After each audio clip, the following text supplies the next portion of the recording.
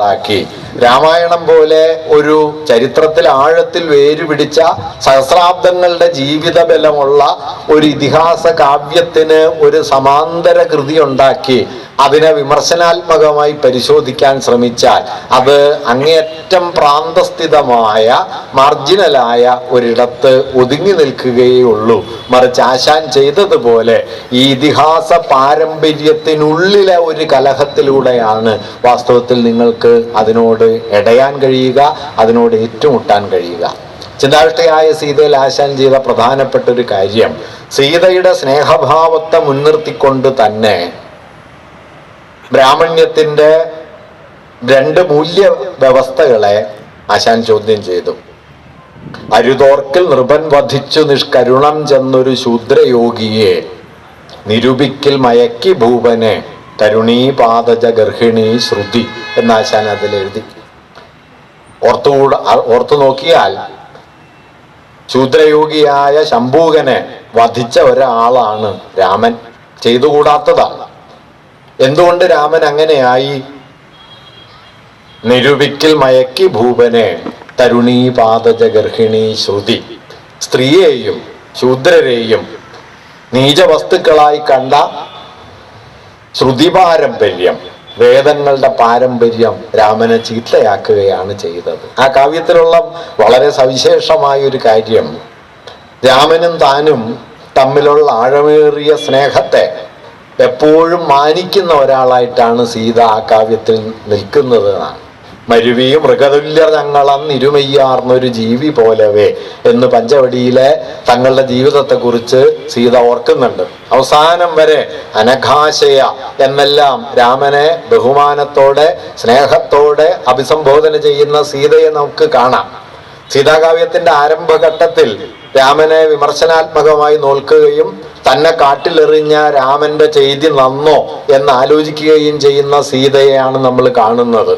ഒരർത്ഥത്തിൽ വളരെ ആധുനികമായ ചോദ്യങ്ങൾ സീത അവിടെ ചോദിക്കുകയും ചെയ്യുന്നുണ്ട്. ശരി ഭൂപതി സമ്മതിക്കണം ചരിതവ്യത്തിൽ നിജപ്രജാമതം പിരിയാം പല കക്ഷിയായി ജനം പരിശോധിച്ചറിയേണ്ടയോ നൃപൻ. ശരിയാണ്, രാജാവ് ജനങ്ങളുടെ അഭിലാഷത്തെ, ജനങ്ങളുടെ അഭിപ്രായത്തെ മാനിക്കേണ്ടതാണ്. പക്ഷേ ജനങ്ങൾ പല കക്ഷിയായി പിരിഞ്ഞാൽ പരിശോധിച്ചറിയേണ്ടയോ നൃപൻ എന്ന ചോദ്യം തായട്ട് ശങ്കരൻ പിന്നെ എഴുതുന്നുണ്ട്. ഇത് ജനാധിപത്യത്തെ കുറിച്ചുള്ള ഒരു ചോദ്യമാണ്. ജനങ്ങൾക്ക് ഭിന്നാഭിപ്രായം ഉണ്ടാകാമെന്നും ഈ ഭിന്നാഭിപ്രായങ്ങളെ മുഴുവൻ പരിഗണിച്ചിട്ടാണ് രാജാവ് ഒരു തീരുമാനം എടുക്കേണ്ടത് എന്നുമുള്ളത് നമ്മുടെ രാജവാഴ്ചയുടെ ഒരു മൂല്യവ്യവസ്ഥയുടെ ഭാഗമല്ല. അവിടെ പ്രത്യക്ഷ ദൈവമായി തീർന്ന രാജാവ്, ആ രാജാവിൻ്റെ ഏത് തോന്നലും അന്തിമമായ ശരിയാണ് എന്ന് കരുതുന്ന പ്രജ, ഇങ്ങനെയാണ് നാടുവാഴുത്തത്തിൻ്റെയും രാജവാഴ്ചയുടെയും മൂല്യവ്യവസ്ഥ. സീത ആ മൂല്യവ്യവസ്ഥയ്ക്കുള്ളിലല്ല. അതുകൊണ്ടാണ് പിരിയാം പല കക്ഷിയായി ജനം പരിശോധിച്ചറിയേണ്ടയോ നൃപൻ എന്ന് രാമനെ കുറിച്ച് സീത പറയുന്നത്. ഇങ്ങനെ തന്നെ കാട്ടിലെറിഞ്ഞ രാമനെ കുറിച്ച്, ആ രാമൻ മാത്രമല്ല അങ്ങനെ ചെയ്യുന്നത് എന്നും അതൊരു പാരമ്പര്യത്തിന്റെ തകരാറ് കൂടിയാണ് എന്നും സീത മറ്റൊരു സന്ദർഭത്തിൽ പറയുന്നുണ്ട്. മുടിയിൽ കൊതി ചേർത്ത് പുത്രരജ്ജടിയാക്കും ചിലർ തൽകുമാരരോ മടികൂടാതെ മഹാവനത്തിലും വെടിയും ദോഹതമാർന്ന പത്നിയെ എന്ന് ആശാൻ എഴുതുന്നു. ആശാന്റെ സീതയുടെ വിചാരമാണ്. രാജാവാക്കാം എന്ന് പറഞ്ഞ് ക്ഷണിച്ചു വരുത്തി, മക്കളെ ക്ഷണിച്ചു വരുത്തി അവരെ കാട്ടിലേക്ക് അയക്കുന്ന പിതാക്കന്മാരുണ്ട്. അത്തരം പിതാക്കളുടെ പുത്രന്മാർ ഗർഭിണിയായ ഭാര്യയെ കാട്ടിലെറിയാനും മടിക്കില്ല എന്ന് പറഞ്ഞുകൊണ്ട് രാമൻ്റേത് വാസ്തവത്തിൽ രാമന്റെ ഒരു സ്വകാര്യ പ്രശ്നമല്ല, ഒരു പാരമ്പര്യത്തിന്റെ പ്രശ്നമാണ് എന്ന് ആശാൻ പറഞ്ഞു തുടങ്ങുന്നു. അങ്ങനെ ആ പാരമ്പര്യത്തെയാണ് പിന്നീട് അരുതോർക്കൽ നൃപൻ വധിച്ചു നിഷ്കരുണം ചെന്നൊരു ശൂദ്രയോഗിയെ നിരൂപിക്കൽ മയക്കി ഭൂപനെ തരുണീപാദജ ഗർഹിണി ശ്രുതി എന്ന് ആശാൻ എഴുതുകയും ചെയ്തത്. ഇങ്ങനെ ശ്രുതി പാരമ്പര്യം ബ്രാഹ്മണ്യത്തിന്റെ സ്ത്രീയെയും ശൂദ്രരെയും നിന്ദ്യവസ്തുക്കളായി കണ്ട ഹീനജന്മങ്ങളായി കണ്ട 924 നമ്മൾ എത്തുകയാണ്. ഇണ്ടതുരുത്തി മനയിൽ ഗാന്ധിജി ചെന്നിട്ട് ഗാന്ധിജി നീലകണ്ഠൻ നമ്പ്യാതിരിയോട് ചോദിച്ചത്, ഈ അധകൃതർ എന്ന് വിളിക്കുന്നവർ നമ്മുടെ സഹോദരങ്ങളല്ലേ എന്ന് ചോദിച്ചപ്പോൾ നമ്പ്യാതിരി പറഞ്ഞ ഉത്തരം നീചജന്മങ്ങളാണ്, ഹീനജന്മങ്ങളാണ് എന്നാണ്. ഈ ഉത്തരത്തെക്കുറിച്ച് ആശാൻ 19 എഴുതുന്നുണ്ട്. ആ ഉത്തരത്തെക്കുറിച്ച് കൂടിയാണ് ആശാൻ 19 ഇങ്ങനെ പറഞ്ഞത്. നിരൂപിക്കൽ മയക്കി ഭൂപനെ തരുണീപാദജ ഗർഹിണി ശ്രുതി. ഇങ്ങനെ ബ്രാഹ്മണ്യത്തിന്റെ ഒരു വ്യവസ്ഥക്കെതിരെയുള്ള ആന്തരികമായ വലിയൊരു കലാപത്തെ ഇന്ത്യാ ചരിത്രത്തിലെ ഏറ്റവും വലിയ ഇതിഹാസ പാരമ്പര്യത്തിനുള്ളിൽ കടന്നു കയറി സ്നേഹത്തെ ഒരു അടിസ്ഥാന മൂല്യമാക്കി മാറ്റിക്കൊണ്ട് ആ കലാപത്തെ മുമ്പോട്ട് കൊണ്ടുപോവുകയാണ് ആശാൻ വാസ്തവത്തിൽ സീതാകാവ്യത്തിൽ ചെയ്യുന്നത്. സീതാകാവ്യത്തിന്റെ മർമ്മസ്പർശിയായ ഒരു കാര്യമായിട്ട് എനിക്ക് തോന്നിയിട്ടുള്ളത്, സീതരാമൻ എന്ന വ്യക്തിയെ വിമർശിച്ച് കൈയൊഴിഞ്ഞുകൊണ്ടല്ല വാസ്തവത്തിൽ കാവ്യം അവസാനിക്കുന്നത്. സീതാകാവ്യത്തിൽ ആദ്യ ഭാഗത്തില് പലരും പറയാറുള്ള രാമോപാലംഭം, വാസ്തവത്തിൽ അത് രാമനെതിരായ വിമർശനം എന്നതിനേക്കാൾ രാജത്വത്തിനും രാമനെ നിർണയിച്ച ബ്രാഹ്മണ്യത്തിന്റെ മൂല്യവ്യവസ്ഥയ്ക്കുമെതിരായ ഒരു വിമർശനമാണ്. അത് രാമൻ എന്ന ഒരാൾക്കെതിരെയല്ല, രാമനോട് സീതയ്ക്കുള്ള സ്നേഹവായ്പ് തുടരുക തന്നെയാണ് ചെയ്യുന്നത്. ഞങ്ങൾ കാട്ടിൽ പാർക്കുന്ന സമയത്ത് രാമൻ നിഷ്കളങ്കനായിരുന്നു എന്നും കൊട്ടാരത്തിലെത്തിയപ്പോ ആ രാമന്റെ തോലിന് കട്ടി കൂടുകയാണ് ചെയ്തത് എന്നും ആശാൻ അവിടെ മറ്റൊരു സ്ഥലത്ത് രേഖപ്പെടുത്തുകയും ചെയ്യുന്നുണ്ട്.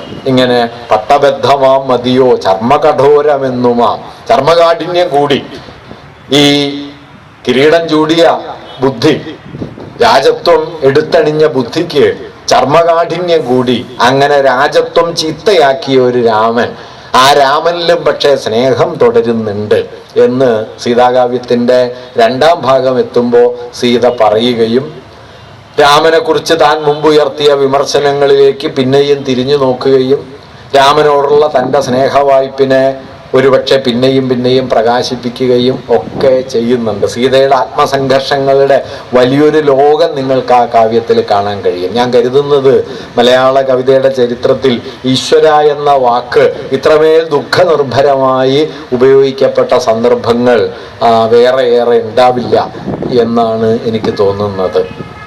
പെരുകും പ്രണയാനുബന്ധമാം ഒരു പാശം വശമാക്കി ഈശ്വര, കുരുതിക്കുഴിയുന്നു നാരിയെ പുരുഷന്മാരുടെ ധീരമാനിത എന്ന് ആശാനോട് എഴുതും. പെരുകും പ്രണയാനുബന്ധമാം ഒരു പാശം വശമാക്കി ഈശ്വര. താൻ ഇത്രമേൽ സ്നേഹിച്ച രാമൻ ഇത്രമേൽ സ്നേഹിച്ച താൻ, ആ സ്നേഹം നിലനിൽക്കെ തന്നെ ഒരു വ്യവസ്ഥയുടെ നടത്തിപ്പുകാരനായി തന്നെ കാട്ടിലെറിഞ്ഞ രാമനെ കുറിച്ചുള്ള തീരാത്ത ദുഃഖത്തിന്റെ നടുവിൽ നിന്നിട്ടാണ് ഈശ്വര എന്ന് സീത ആ ശ്ലോകത്തില് ഓർക്കുന്നത്. അത് പിന്നെയും വരുന്നുണ്ട്.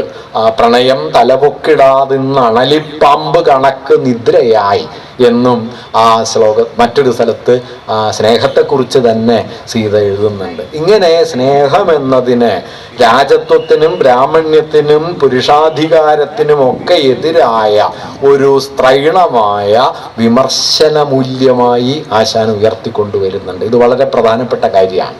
ആശാന്റെ കാവ്യങ്ങൾക്കെതിരെ ചിലപ്പോഴൊക്കെ ഉന്നയിക്കപ്പെട്ടിട്ടുള്ള ഒരു വിമർശനം ആശാന്റെ നായകന്മാർക്ക് പുരുഷബലം കുറവാണ് എന്നതാണ്. ആശാന്റെ നായകന്മാർ പൊതുവെ പുരുഷാധികാരികളല്ല. മദനാകട്ടെ, ദിവാകരയോഗിയാകട്ടെ,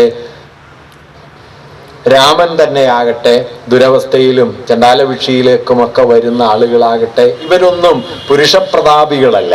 മറിച്ച് ബലം കുറഞ്ഞവരും സ്നേഹതാരല്യങ്ങളിൽ ജീവിക്കുന്നവരും അഴിവുള്ളവരുമായ മനുഷ്യരായിട്ടാണ് ഈ പുരുഷന്മാരെ മുഴുവൻ ആശാൻ തൻ്റെ കൃതികളിൽ ആവിഷ്കരിച്ചിട്ടുള്ളത്. അതൊരു ചെറിയ കാര്യമല്ല. കാരണം ഇന്ത്യയിൽ ബ്രാഹ്മണ്യത്തിനെതിരെ രൂപപ്പെട്ട അതിദീർഘമായ ചരിത്രമുള്ള ഒരു അനുഭവ തലം, അത് ബുദ്ധൻ മുതൽ ആരംഭിക്കുന്ന ഒരു സമാന്തര ധാര ഈ അഴിവിൻ്റേതാണ്. അത് ബലത്തിൻ്റെ അല്ല, വാദിക്കാനും ജയിക്കാനുമല്ല എന്ന് 24 ഗുരു അദ്വൈതാശ്രമത്തിലെ സർവോദയ സമ്മേളനത്തിന്റെ ലക്ഷ്യവാചകം ഉണ്ടാക്കിയത് വെറുതെയല്ല. താർക്കികമായ വാദപ്രതിവാദങ്ങളിലൂടെ നേടുന്ന അന്തിമ വിജയം എന്നത് വാസ്തവത്തിൽ ഹിംസയുടെയും അപരവിദ്വേഷത്തിൻ്റെയും മറ്റൊരു തരത്തിലുള്ള ആവിഷ്കാരം കൂടിയാണ് എന്ന് തിരിച്ചറിഞ്ഞുകൊണ്ടാണ് വാസ്തവത്തിൽ വാദിക്കാനും ജയിക്കാനുമല്ല എന്ന് പറയുന്നത്. അത് പ്രിയം അപരപ്രിയം അതൻ പ്രിയം എന്ന തത്വത്തിൻ്റെ മറ്റൊരു നിലക്കുള്ള പ്രകാശനം കൂടിയാണ്. കാരണം അറിയാനും അറിയിക്കാനും നാം ചെയ്യേണ്ട ഒരു കാര്യം, അറിയൽ എന്ന് പറയുന്നത് അപരത്തെ ഉൾക്കൊള്ളലാണ്, അറിയിക്കൽ എന്നത് അപരത്തിലേക്ക് കടന്നു നിൽക്കലാണ്. അതുകൊണ്ട് അറിയലും അറിയിക്കലും സാധ്യമാകുന്നത് ആത്മാപരങ്ങൾക്കിടയിലുള്ള ആഴമേറിയ ബന്ധത്തിലാണ്, വിനിമയത്തിലാണ്. വാദിച്ച് ജയിക്കലാകട്ടെ അപരനിരാകരണമാണ്, അപരനിരാസമാണ്. ഈ അപരനിരാസത്തിന്റെ യുക്തിക്കെതിരെ അപരോന്മുഖതയുടെ ഒരു ആന്തരിക ഭാവത്തെ ആത്മീയതയുടെ അടിസ്ഥാന മൂല്യമാക്കി മാറ്റിക്കൊണ്ടാണ് വാസ്തവത്തിൽ ബുദ്ധൻ മുതൽ ആരംഭിക്കുന്ന നമ്മുടെ മൈത്രിയുടെ സങ്കല്പം വികസിച്ചു വന്നത്. ഈ മൈത്രി ഭാവം അപരത്തോട് ഹിംസാത്മകമായി എതിരിടുകയല്ല ചെയ്യുന്നത്, അപരത്തോട് സഹാനുഭൂതി നിറഞ്ഞ, അപരത്തെ കൂടി ഉൾക്കൊണ്ട് നിൽക്കുന്ന ഒരു പുതിയ മൂല്യസഞ്ചയമായി മാറുകയാണ് ചെയ്യുന്നത്.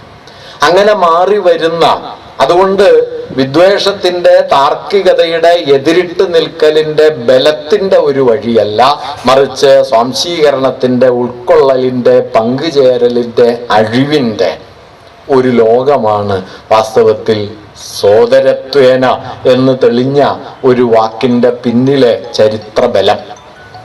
ആ ചരിത്രബലത്തെയാണ് ഒരർത്ഥത്തിൽ ഈ താർക്കികതയ്ക്കപ്പുറമുള്ള അഴിവിന്റെ, താർക്കികതയുടെ ബലിഷ്ഠതയ്ക്കപ്പുറമുള്ള അഴിവിന്റെ ഒരു ലോകത്തിലൂടെ ആശാൻ തൻ്റെ നായകന്മാരെ ആവിഷ്കരിക്കുന്നതിന് പിന്നിലെ പ്രേരണയായി തീർന്നത് എന്ന് ഒരുപക്ഷെ ഇന്ന് തിരിഞ്ഞു നോക്കിയാൽ നമുക്ക് കൂടുതൽ മനസ്സിലാവും. ആശാൻ എഴുതിയ കാലത്ത് അങ്ങനെ മനസ്സിലാക്കാൻ പ്രയാസമാണ്. കാരണം ആധുനിക വ്യക്തികൾ ഉയർന്നു വരികയും പുരുഷപ്രകൃതമുള്ള മനുഷ്യർ മാതൃകാ മനുഷ്യരായി ആരാധിക്കപ്പെടുകയും ചെയ്യുന്ന ഒരു ഘട്ടത്തിലാണ് ആശാന്റെ ഒക്കെ കാവ്യജീവിതം ഉയർന്നുയർന്നു വരുന്നത്. അതുകൊണ്ട് ബലിഷ്ഠ വ്യക്തിത്വം എന്നത് ഒരാദർശ മൂല്യമായി തീർന്ന, ഉദ്ഗ്രഥിതമായ ആദിമധ്യാന്ത പൊരുത്തമുള്ള സുഘടിതമായ മനുഷ്യ വ്യക്തിത്വം എന്നതൊരു പ്രധാനപ്പെട്ട മൂല്യമാണ് എന്ന് സങ്കല്പിക്കപ്പെട്ട ഒരു കാലത്തിന്റെ നടുവിൽ വാസ്തവത്തിൽ അതിലടങ്ങിയ ചില വൈരുദ്ധ്യങ്ങളെ കൂടി ആശാൻ കാണിച്ചു തരുന്നുണ്ട് എന്ന് ഞാൻ കരുതുന്നു. അത് ആശാൻ ഒറ്റയ്ക്ക് തുടങ്ങിയതല്ല. നേരത്തെ പറഞ്ഞതുപോലെ ഇന്ത്യൻ ബ്രാഹ്മണ്യത്തിന്റെ അടിസ്ഥാന പ്രകൃതത്തിൽ ഈ താർക്കികമായ ഒരു പുരുഷ ബലം അടങ്ങിയിട്ടുണ്ട് എന്നതുകൊണ്ടാണ്. ആ പുരുഷ ബലത്തിനെതിരെ കൂടിയാണ് ആശാന്റെ കാവ്യഭാവന സ്നേഹത്തെ ഉയർത്തിക്കൊണ്ടുവന്നത്. താർക്കിക ബലത്തെയല്ല, സിദ്ധാന്ത ഭദ്രതയല്ല, അറിവിനെ പോലുമല്ല, മറിച്ച് സ്നേഹം എന്ന ഒന്നിനെയാണ്. സ്നേഹം എന്ന അനുഭവ മൂല്യത്തെയാണ്. അനുഭവ മൂല്യമായി പ്രവർത്തിക്കാത്ത തത്വത്തിൽ യാതൊരർത്ഥവുമില്ല എന്നത് പിന്നെ പിന്നെ പിന്നെ പ്രബലമായി തീരുന്ന ഒരാശയാണ്. ആശാനിൽ അത് പക്ഷെ നമുക്ക് കാണാം. അതുകൊണ്ട് സമത്വം എന്നത്, സാഹോദര്യം എന്നത് തത്വനിർഭരമായ ഒരു സങ്കല്പം എന്ന നിലയ്ക്കല്ല, ഒരനുഭവ മൂല്യമായി തീരുന്നു. ഈ അനുഭവ മൂല്യത്തെയാണ് ഒന്നല്ലി നാമ ഈ സഹോദരരല്ലി പൂവേ എന്ന് തുടങ്ങുന്നത്, വീണപൂവിൽ അഭിസംബോധന ചെയ്ത് തുടങ്ങുന്നത്. സീതാകാവ്യത്തിന്റെ അവസാന ഭാഗത്ത് എത്തുമ്പോഴേക്കും സീത രാമനോട് വിട പറയുന്നുണ്ട്, പ്രകൃതിയോട് വിട പറയുന്നുണ്ട്. ഒരുപക്ഷെ നമ്മുടെ മലയാള ഭാഷയിലെ തന്നെ അത്യുത്കൃഷ്ടമായ ആ കാവ്യഭാഗങ്ങൾ എന്ന് സംശയമില്ലാതെ പറയാവുന്നതാണ് സീതാകാവ്യത്തിലെ അവസാന ശ്ലോകങ്ങൾ എന്ന് പറയാം. പ്രകൃതിയോട് സീത വിട പറയുന്ന ആ ഭാഗങ്ങൾ, ഇനി യാത്ര പറഞ്ഞിടട്ടഹ ദിനസാമ്രാജ്യപദേ ദിവസ്പദേ അനിയന്ത്രിത ദീപ്തിയാം കതിർ കനകാസ്ത്രാവൃതനാം ഭവാനു ഞാൻ എപ്പോഴും ആലോചിക്കാറുണ്ട്, എങ്ങനെയായിരിക്കും ഇങ്ങനെയുള്ള വരികളിലേക്ക് ഒരു കവി ചെന്നെത്തിയിട്ടുണ്ടാവുക എന്നതിനെ കുറിച്ച്. ആലോചിച്ചെഴുതുന്നതിനപ്പുറം കവിതയുടെ ഒരു സ്വയം പ്രവർത്തന ശേഷി നമുക്ക് സങ്കല്പിക്കാൻ നമ്മെ പ്രേരിപ്പിക്കുന്ന വരികളാണ് അവിടെയൊക്കെ ഉള്ളത്. അത്തരം ചില വരികളുണ്ട്. പണ്ട് നമ്മുടെ Aravinda Ghosh supreme poetic utterance എന്നൊക്കെ അതിനെക്കുറിച്ച് ചില സന്ദർഭങ്ങളിൽ പറയും. കവിത സ്വയം പ്രവർത്തനക്ഷമത നേടുന്ന ചില സന്ദർഭങ്ങൾ. ചന്ദ്രനെ കുറിച്ച് എഴുതുമ്പോൾ വിസിനീതന്തു മരീചികേശനായി ലസിതസ്മിതനായ ചന്ദ്രികാ ഭസിതസ്നാദ മൃഗാംഗ കൈതൊഴ എന്നൊക്കെ ആശാൻ അവിടെ എഴുതുന്നുണ്ട്. ഭാഷയുടെ ഒരു എന്താ പറയുക അത്യുത്കൃഷ്ടമായ പ്രതലത്തെ മലയാളം കാണുന്ന സന്ദർഭമാണ്. മാഷ് നേരത്തെ ഇവിടെ പറയുണ്ടായി സന്ധ്യയെക്കുറിച്ച്. സ്വയം അന്തിയിലും വെളുപ്പിലും നിയതം ചിത്രവിരിപ്പ് നെയ്തുടൻ വിയതാലയ വാതിൽ പൂട്ടുമൻ പ്രിയസന്ധ്യയെ ഭവതിക്കു വന്ദനം എന്നിങ്ങനെ സൂര്യനോട്, ചന്ദ്രനോട്, നക്ഷത്രങ്ങളോട്, രാവിനോട്, ഉഷസന്ധ്യയോട്, കാടിനോട്, പൂവിനോട് ഒക്കെ യാത്ര പറയുന്ന സമയത്ത് സീത ഒടുവിൽ പറയുന്ന ഒരു കാര്യം, സീത അവിടെ അതിനു മുമ്പ് തന്നെ തന്നിലേക്ക് തൻ്റെ വിമർശനങ്ങളെ താൻ ഉയർത്തിയ വിമർശനങ്ങളിലൂടെ തന്നിലേക്ക് തന്നെ തിരിഞ്ഞു നോക്കുകയും ഒടുവിൽ താൻ ഈ ലോകത്തിൽ നിന്ന് വിടവാങ്ങി പഞ്ചഭൂതാത്മകമായ ശരീരം ഈ പ്രകൃതിയിലേക്ക് തന്നെ മടക്കി നൽകി താൻ ഈ ലോകത്തിൻ്റെ ബന്ധങ്ങൾക്കപ്പുറത്ത് ഒരു ഉയർന്ന പദത്തിലേക്ക് പോകുമെന്നും അങ്ങനെ താൻ ഉയർന്നു പോകുന്ന ഒരു ലോകത്തേക്ക് രാമൻ പിന്നാലെ എത്തിച്ചേരുമെന്നും പറഞ്ഞുകൊണ്ടാണ് ആ കവിത പരിസമാപ്തിയിലേക്ക് നീങ്ങുന്നത്.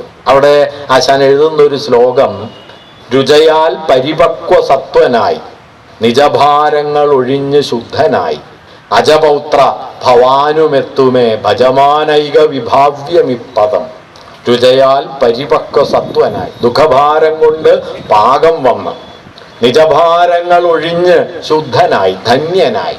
ഈ ഭാരങ്ങളെല്ലാം ബ്രാഹ്മണ്യത്തിൻ്റെ, രാജത്വത്തിൻ്റെ, പൗരോഹിത്യ അധികാരത്തിൻ്റെ എല്ലാ പാരമ്പര്യങ്ങളുടെയും കെട്ടുപൊട്ടി ധന്യനായി നീയും ഞാൻ ഉയർന്നെത്തിയ ഈ ഭജമാനൈക വിഭാവ്യം ഈ പദത്തിലേക്ക് നീയും എത്തിച്ചേരും എന്നുകൂടി പറഞ്ഞിട്ടാണ്. പിന്നെയും സീതാകാവ്യത്തിൽ തന്നെ കൊട്ടാരത്തിലേക്ക് രാമൻ ക്ഷണിക്കുന്നുണ്ട്, അല്ലെങ്കിൽ താൻ പട്ടമഹിഷിയായി വീണ്ടും അവിടെ ഉണ്ടാകണമെന്ന് രാമൻ ആഗ്രഹിക്കുന്നുണ്ട് എന്ന തോന്നലിനോട് സീത വീണ്ടും എതിരിടുകയും ചെയ്യുന്നുണ്ട്.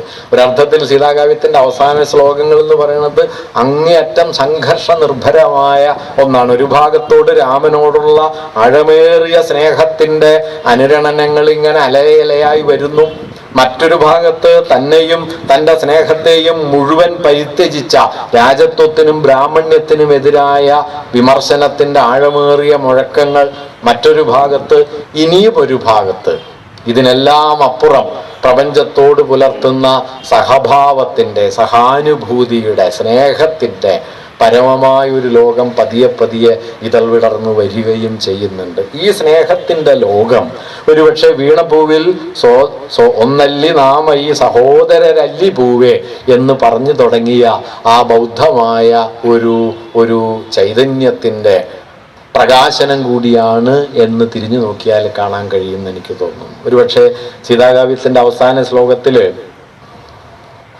മരണത്തിലേക്ക് നീങ്ങുന്ന, ജീവൻ വെടിയുന്ന സീതയെ വർണ്ണിച്ചുകൊണ്ട് മലയാളത്തിൽ എഴുതപ്പെട്ട ഏറ്റവും ഗംഭീരമായ ശ്ലോകം, ആശാന്റെ കാവ്യങ്ങളിലെ അവസാന ശ്ലോകങ്ങൾ എന്ന് പറയുന്നത് ഒരുപക്ഷെ ആ കാവ്യത്തിൻ്റെ മാത്രമല്ല, അതിൻ്റെ പരിസമാപ്തി മാത്രമല്ല, നാടകീയത കൊണ്ടും സംഭവ പരമ്പരകളുടെ കൂടിയിണങ്ങി നിൽക്കൽ കൊണ്ടുമൊക്കെ അത്യന്ത സമ്പുഷ്ടമായ രചനകളാണ് ഈ ഓരോ ശ്ലോകങ്ങളും. ഒരൊറ്റ ശ്ലോകം കൊണ്ട് തന്നെ ആശാനൊരു ലോകം തീർക്കുന്നത് നമുക്ക് സീതാകാവ്യത്തിൻ്റെ അവസാനത്തിൽ കാണാം. വേണ്ട ഖേദമെടോ സുതേ വരികയെന്നോതും മുനീന്ദ്രന്റെ കാൽത്തണ്ടാർ നോക്കി നടന്ന അധോവദനയായി ചെന്ന സഭാവേദിയിൽ. ദുഃഖം വേണ്ട എന്ന് പറഞ്ഞ വാൽമീകിയുടെ കാൽപാദങ്ങൾ നോക്കി നടന്ന് തലകുമ്പിട്ട് നടന്ന് രാമന്റെ സന്നിധിയിലെത്തി അധോവദനയായി ചെന്ന സഭാവേദിയിൽ മിണ്ടാതന്തികത്തെത്തി ഒന്നനിശയക്ലാന്താസ്യനാം കാന്തനെ കണ്ടാൾ പൗരസമക്ഷം അന്നിലയിൽ ഈ ലോകം വെടിഞ്ഞാൾ സതി എന്നാണ്. ദുഃഖഭരിതനായ രാമൻ അനിശയക്ലാന്താസ്യനാം കാന്തനെ കണ്ടാൾ പൗരസമക്ഷം അന്നിലയിൽ ഈ ലോകം വെടിഞ്ഞാൽ. രാമനെ അവിടെ സീത വിശേഷിപ്പിക്കുന്നത് അനിശയക്ലാന്താസ്യൻ എന്നാണ്. നിജഭാരങ്ങൾ ഒഴിഞ്ഞ് ധന്യനായി, ഒഴിയാനിരിക്കുന്ന ഈ പാരമ്പര്യത്തിന്റെ ഭാരങ്ങൾ മുടിയിൽ കൊതിചേർത്ത് പുത്രരെ ജഡിയാക്കുന്ന, മടികൂടാതെ മഹാവനത്തിലും ദോഹദമാർന്ന പത്നിയെ വെടിയുന്ന, തരുണീ പാദജ ഗർഹിണി ശ്രുതി എന്ന് കരുതുന്ന ഒരു പാരമ്പര്യത്തിൽ നിന്നുള്ള വിടുതിയുടെ, ആ വിടുതിക്ക് രാമനെ പ്രാപ്തമാക്കുന്ന ഒന്നായിട്ട് സ്നേഹത്തെ ഈ സീതാകാവ്യം ഉയർത്തിക്കൊണ്ടുവരുന്നുണ്ട് എന്നാണ് ഞാൻ കരുതുന്നത്. അതുകൊണ്ട് നളിനിയിലും ലീലയിലും അമൂർത്തമായ ഒരു ആദർശ സങ്കല്പമായിട്ടാണ് സ്നേഹകൽപ്പന ആശാൻ ഉയർത്തുന്നതെങ്കിൽ, ചിന്താവിഷ്ടയായ സീതയിലെത്തുമ്പോൾ ഈ അമൂർത്തതയിൽ നിന്ന് ഇന്ത്യാ ചരിത്രത്തിൻ്റെ മൂർത്തമായ ഒരു അനുഭവ സന്ദർഭത്തിലേക്ക് സ്നേഹമെന്ന ആശയത്തെ പ്രക്ഷേപിക്കുകയും സ്നേഹത്തെ അസാധ്യമാക്കുന്ന ഇന്ത്യൻ ജീവിതത്തിലെ ബ്രാഹ്മണ്യത്തിൻ്റെ ജാതിബന്ധങ്ങൾക്കും സ്ത്രീവിരുദ്ധതയ്ക്കുമെതിരായ